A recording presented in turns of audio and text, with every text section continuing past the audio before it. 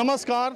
माहौल क्या है लेकर आज मैं बनारस के 80 घाट से हाजिर हूँ। आप देखिए गंगा में पानी थोड़ा बहुत बढ़ा है, बारिश तो हो रही है बनारस में लगातार। अभी 2 दिन पहले 43 साल का बारिश का रिकॉर्ड टूटा है, लेकिन बनारस में आमतौर पर अगस्त महीने में बाढ़ आती है, लेकिन पानी जल स्तर बढ़ रहा है। जैसे जैसे धीरे धीरे गंगा का जल स्तर बढ़ रहा है, वैसे ही वैसे धीरे धीरे उत्तर प्रदेश का सियासी तापमान भी बढ़ रहा है। अभी बीजेपी के जो प्रदेश अध्यक्ष हैं उन्होंने कहा कि 2022 का चुनाव योगी आदित्यनाथ के नेतृत्व में ही लड़ा जाएगा। जतिन प्रसाद ब्राह्मण चेहरे के रूप में भारतीय जनता पार्टी में शामिल हुए, वो भी आज लखनऊ पहुंचे, उनका स्वागत भी हुआ। उन्होंने कहा कि पार्टी के लिए वो बहुत कुछ करेंगे। बदली परिस्थितियों में उत्तर प्रदेश का माहौल क्या है और किस तरीके, अभी चुनाव 8 महीने पहले है, लेकिन उत्तर प्रदेश में माहौल अभी से बनने लगा। हमारे साथ कुछ लोग यहाँ पर 80 घाट पर मौजूद हैं। सबसे पहले मैं बात शुरू करता हूँ नाविकों से। लॉकडाउन लगा, नाव नहीं चल रही थी, अब जलस्तर भी बढ़ने लगा। कैसे आप लोग का माहौल क्या है? माहौल तो हम लोग का लॉकडाउन चला तो हम लोग को सुविधा मिला। हाँ, सुविधा मिला था, अनाज मिला और 1,000 रुपये आया हुआ है खाते में। 3 महीने तक आएगा जो है।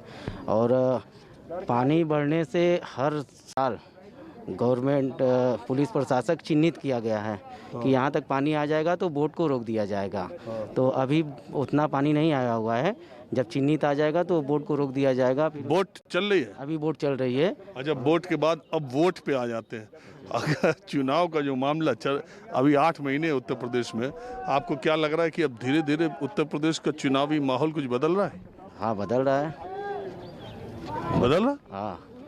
किसके पक्ष में? अरे फिर से हम लोग का सरकार बनेगा, बीजेपी। हम लोग का मतलब ये जो अच्छा काम कर रहे हैं, जैसे अगर दूसरा सरकार बनेगा तो फिर बनारस अंधेरे में हो जाएगा। कब अंधेरे में रहा? अभी तो उजाले में हो गया है। अभी 2 दिन पहले जब बारिश हुई थी तो कैसा हो गया था बनारस का हाल? बनारस का 2 दिन पहले जब बारिश नहीं होता है तो उसके बाद भी लोग चिल्लाते हैं कि बारिश नहीं हुआ जो है।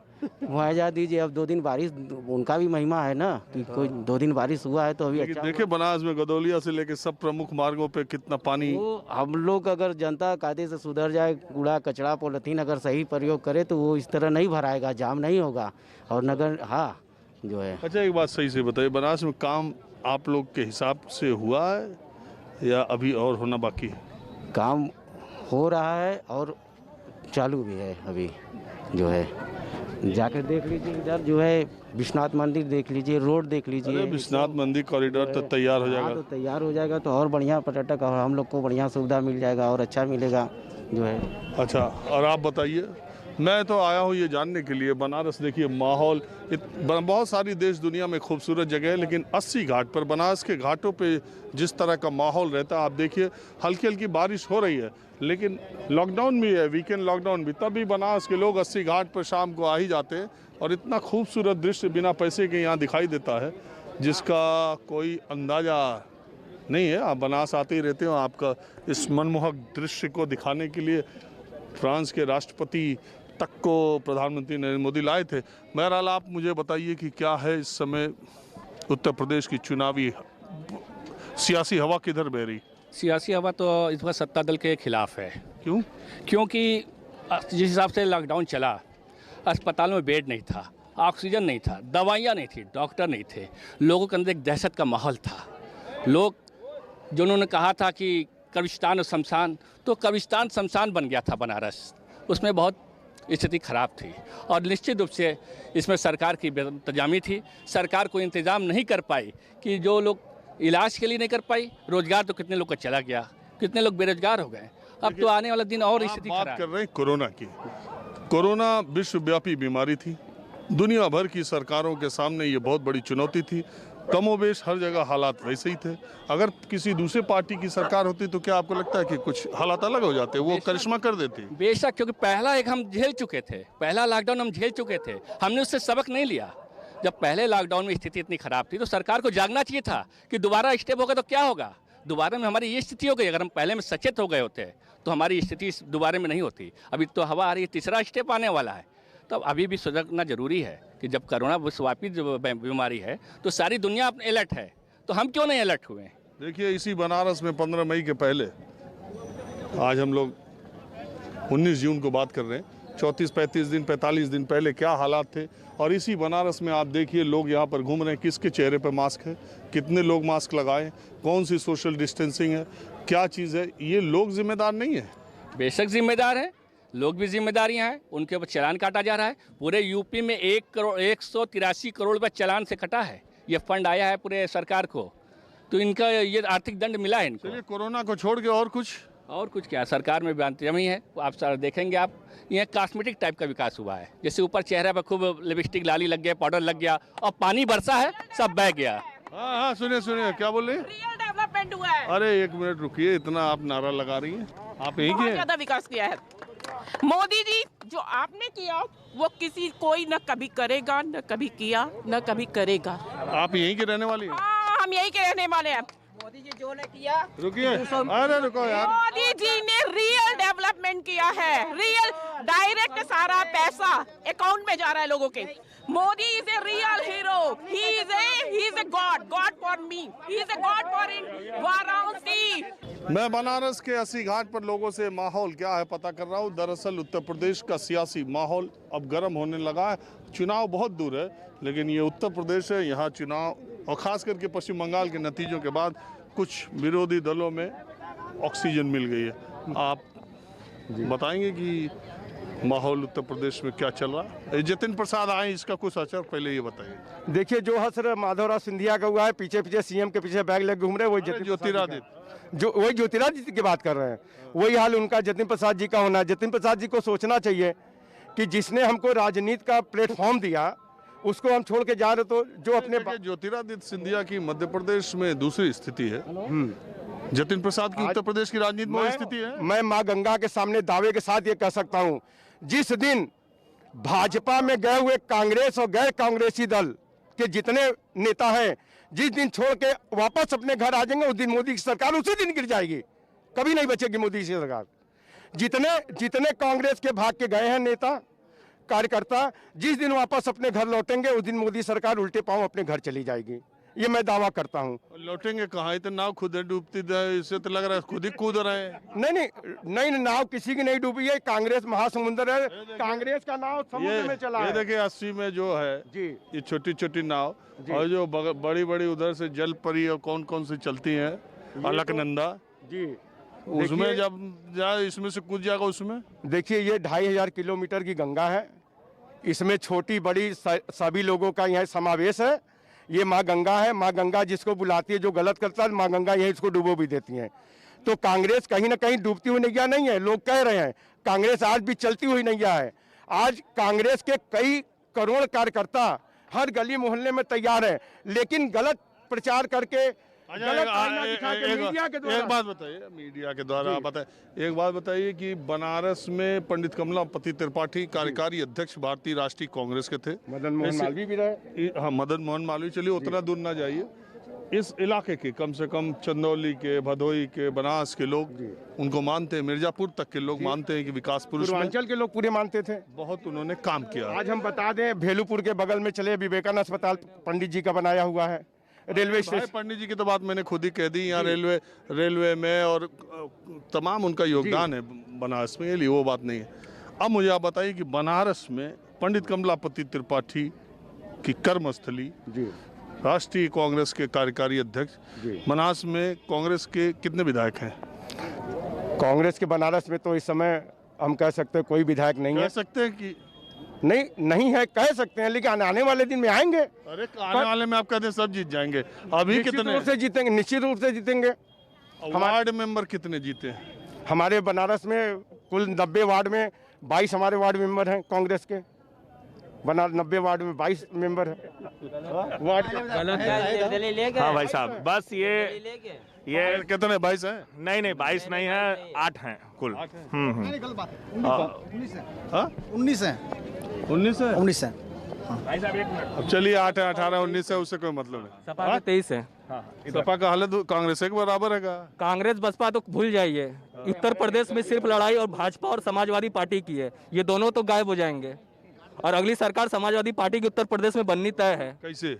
ये मान अखिलेश यादव जी का नाम बहुत ज्यादा हो गया। भाजपा जिस तरह से कार्य कर रही है, जनता के बीच में माहौल बहुत अलग टाइप से, जनता उन्हें पसंद नहीं कर रही है। आज भले ही बनारस में उनकी सीट ज़्यादा है, लेकिन आने वाले दिनों में उत्तर बनारस में ही समाजवादी पार्टी के 5 से 6 सीटें होंगी। सपना देखा जा सकता है, सपना देखा जा सकता है। सभी का भी अखिलेश यादव जी भी सपना देख रहे हैं, प्रियंका वाड्रा जी भी सपना देख रहे हैं, राहुल गांधी सपना नहीं देख रहे देखे तभी तो हैं। मोदी अभी जी जो भी आए। पंचायत के चुनाव आए हैं, अभी जो पंचायत चुनाव हुए उसके नतीजे अगर आप देखिए तो आप अभी जो जिला पंचायत अध्यक्ष के चुनाव हो रहे हैं, आप देखिए जिला पंचायत अध्यक्ष कितना जीत रहे हैं। मैं बता अभी अच्छा बनारस का अभी एमएलसी का चुनाव कौन जीता? बनारस का एमएलसी का आशुतोष सिन्हा जी जीते। कौन एमएलसी जीता? नहीं सुनिए बताए जो अरे स्नातक भाई हमारे सवाल का जवाब, एमएलसी का चुनाव कौन जीता? वे चुनाव वे कोई बहुत बड़ी बात नहीं थी। कौन जीता? नहीं हम नाम नहीं ले सकते हैं। उस पार्टी का नाम नहीं लेते? नहीं हम लोग नाम ही नहीं लेते हैं उस पार्टी का। अच्छा ठीक है। इस स्नातक निर्वाचन क्षेत्र का एमएलसी किस पार्टी का जीता? आप कह सकते हैं आप किसी कह सकते हैं? नहीं किसी पार्टी का नहीं जीता है। अच्छा ठीक। स्नातक वाला हो गया, शिक्षक वाला एमएलसी कौन जीता? शिक्षक एमएलसी का भी जो है निर्दलीय प्रत्याशी ने यहाँ से चुनाव जीता था ना कोई। अच्छा ठीक है। जिला पंचायत अध्यक्ष यहाँ कौन बनेगा, किस पार्टी का? भारतीय जनता पार्टी का बनेगा और आप देख लीजिएगा बहुत जल्दी प्रत्याशी का चयन होने जा रहा है और आराम से केवल बनारस की ही नहीं मैं बात कर रहा हूँ, पूरे प्रदेश में एक बात बताइए, जिला पंचायत अध्यक्ष बताइए ये जो 2 एमएलसी मैंने पूछा, स्नातक और शिक्षक, ये समाजवादी पार्टी का नाम क्यों नहीं ले रहे? क्योंकि देखिए इनके अंदर कहीं ना कहीं दहशत आ गई, क्योंकि इन्होंने जाति और धर्म की राजनीति जो उन्होंने किया है और सत्ता बल पे। अब इनके जो हमारे जिला पंचायत सदस्य जीते हैं समाजवादी पार्टी के 40 पंचायत सदस्य थे, 40 में बहुमत हमारा है। अब हमारे 24 प्रत्याशी जीते। यहाँ तक कि उपचुनाव में भी नीलम सोनकर जी जीती हैं 2338 वोट से जीती हैं, 38 वोट से। ये अभी जैसे उन्होंने बताया 7 थे कांग्रेस के हैं, कांग्रेस के 22 पार्षद हैं और समाजवादी पार्टी के 24 पार्षद हैं, उसमें तो 6 अभी हमारे निर्दल भी हैं। 90 में से ये सच्चाई नहीं बताएंगे, ये जनता के बीच में झूठ बोलने का काम करेंगे, ये गुमराह करने का बात करेंगे और आप सच्चाई इनको पचेगा नहीं।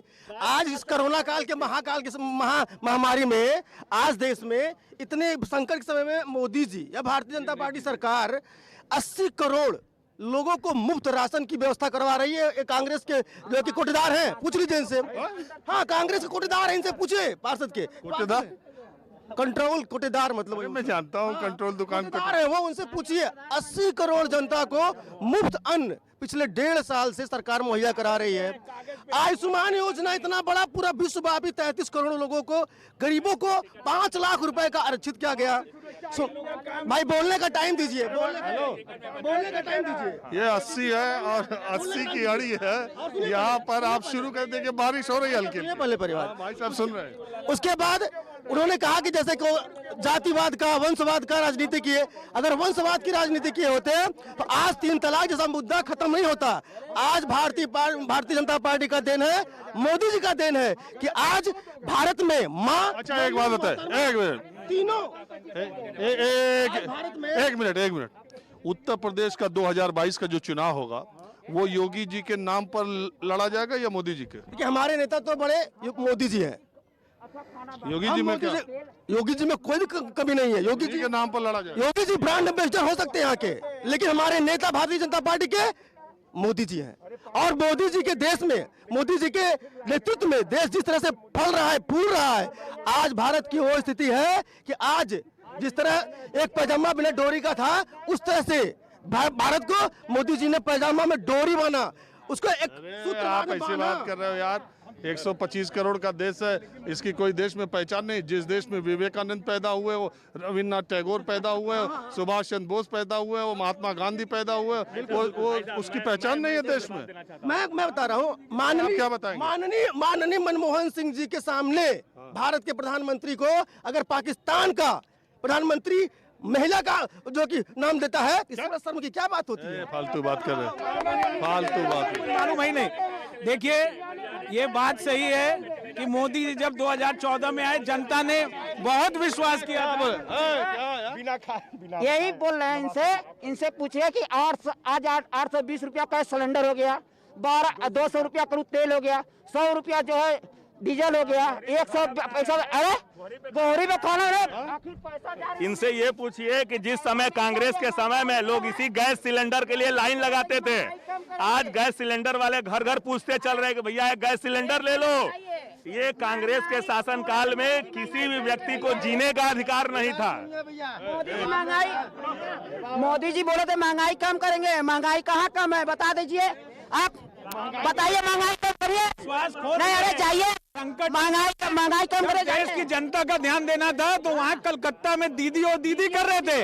1 महीने बाद जब केस कम हो गया तब आके आंसू बहा रहे हैं। नहीं बस सुन रहे हैं, हम सुन रहे हैं। नहीं सुन रहे हैं इन लोगों का। अरे इनके बात पे कुछ बोलोगे? अरे नहीं, ये 2 सीट कह रहे हैं, वो पता चलेगा जब वो चुनाव आएगा तो इनको पता चल जाएगा। आप ये बताओ, आप युवा हो, बीजेपी का ग्राफ गिरा है, वही है या बढ़ा है? देखिए थोड़ा सा जैसे कि पार्टी संगठन में जो दिक्कत चल रही है उसका फर्क पड़ सकता है, लेकिन अभी भी 1 साल में अगर ये लोग उस पर काम कर दें भाजपा वाले तो फिर इनके बस का नहीं है। जितने लोग बोल रहे हैं कि इनको हरा देंगे, बस अभी थोड़ा संगठन के अंदर प्रॉब्लम होगा, जो भी होगा। कैसा संगठन का है कुछ प्रॉब्लम? आजकल तो चल ही रहा था योगी का लखनऊ में दौरा, फिर दिल्ली में दौरा, योगी का, मोदी का, अमित शाह का, सबका दौरा चल रहा था। थोड़ा संगठन में कुछ दिक्कत होगा, उसका भी प्रभाव है थोड़ा बहुत। नहीं, मैं आपसे जो बात पूछ रहा हूँ कि आप बिल्कुल आम आदमी हैं यहाँ पर, तो बीजेपी का ग्राफ आप गिरा देख रहे हैं, वहीं देख रहे हैं या उठा देख रहे हैं? नहीं वहीं पे देख रहे हैं, गिरा हुआ भी नहीं देख रहे हैं, उठा भी हुआ नहीं देख रहे हैं। थोड़ा सा प्रॉब्लम तो आया है,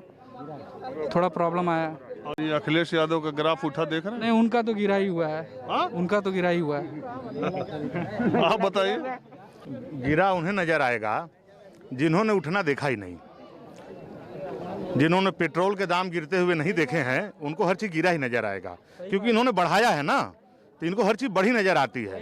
इन्होंने ये बताते हैं आडवाणी को बड़ी इज्जत दिया, इन्होंने आडवाणी को इतना इज्जत दे दिया कि मार्गदर्शक मंडल में चले गए, क्योंकि देश जानता है। जो अपने पिता को इज्जत दिया था माइक छीनकर अखिलेश यादव ने, वो लोग इज्जत की बात कर रहे हैं।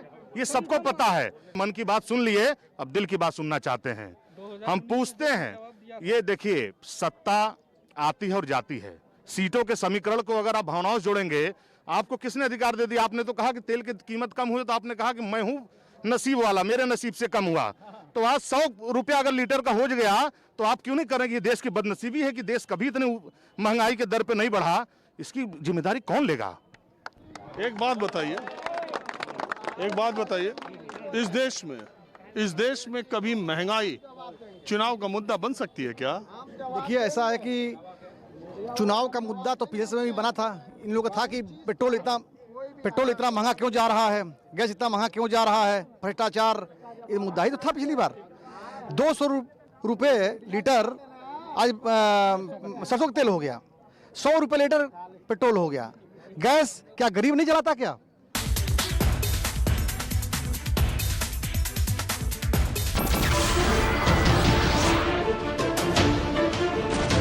नमस्कार, मैं हूं मानक गुप्ता।